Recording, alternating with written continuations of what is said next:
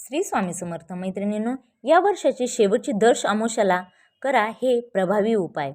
यंदा 18 मार्च 2026 रोजी आहे, म्हणजे सकाळी 8:26 सुरू होत आहे आणि दुसऱ्या दिवशी 19 मार्च 2026 रोजी सकाळी 6:54 अमावस्या संपणार आहे। तर 18 तारखेचा संपूर्ण दिवसभर अमावस्या असणार आहे। 19 तारखेला गुढीपाडवा आहे, नवीन वर्ष सुरू होत आहे। ज्यांना यावेळी काहीच करणं झालं नाही त्यांनी 18 मार्चला हे उपाय करायचे आहेत। तुमच्या घरातील आता हे उपाय कोणकोणते? तुमच्या घरातील साफसफाई।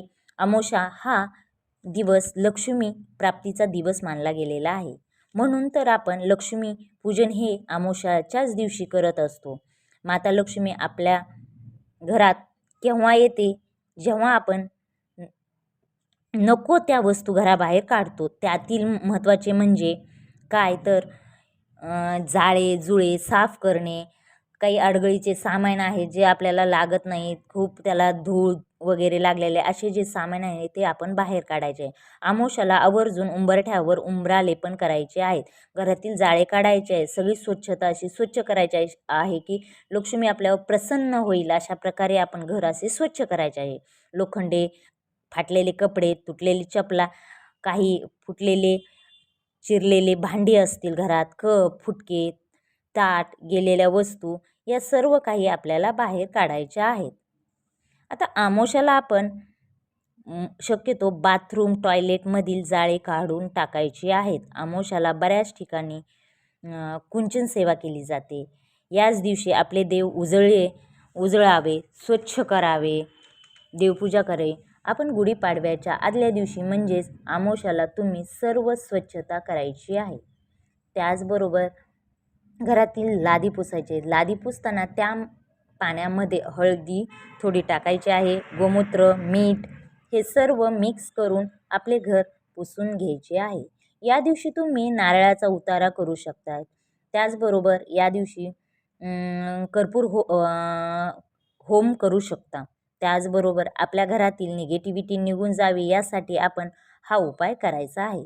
पिवळी मोहरी हातात घेऊन त्यावर थोडं अंगारा टाकायचा आहे व 11 वेळा कालभैरव अष्टकम पठण करायचे आहे व ती रक्षा सर्व कोपऱ्यात बाथरूम टॉयलेटमध्ये टाकायची आहे, सर्व कोपऱ्यांमध्ये टाकायचे व सकाळी झाडूनी ती लोटून डस्टबिनमध्ये टाकायची आहे।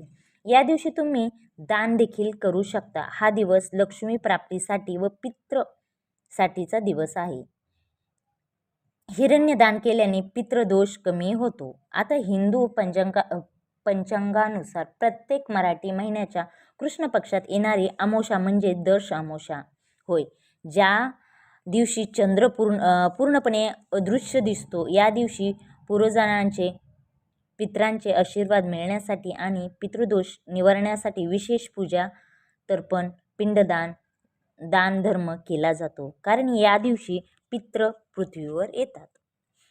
दर्श अमावस्याचे महत्त्वाचे काही पैलू आहेत, तर त्यामध्ये नंबर 1 दर्श म्हणजे दर्शन किंवा पाहणे, चंद्र आकाशात न दिसणे म्हणजेच दर्श अमावस्या।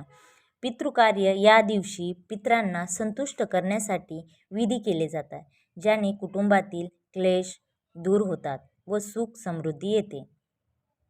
दान पूजा मध्ये या दिवशी नदीत स्नान करावे, काळ्या तिळाचे दान करावे, दिव्यांचे दान आणि पिंपळाच्या झाडाची पूजा करणे खूप शुभ मानले जाते।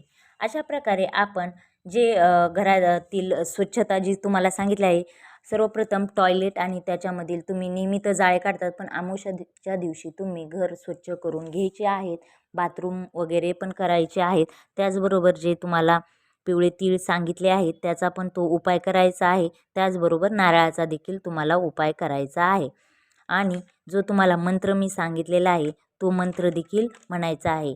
त्याच्यासाठी आपण जी दर्श अमावस्या आहे तर या दिवशी आपल्याला हे उपाय करायचे आहे। जर तुम्हाला माझा हा व्हिडिओ आवडला असेल तर नक्की माझ्या चॅनलला सबस्क्राईब करा, लाईक करा, शेअर करा आणि कमेंट्स बॉक्समध्ये लिहायला विसरू नका। श्री स्वामी समर्थ।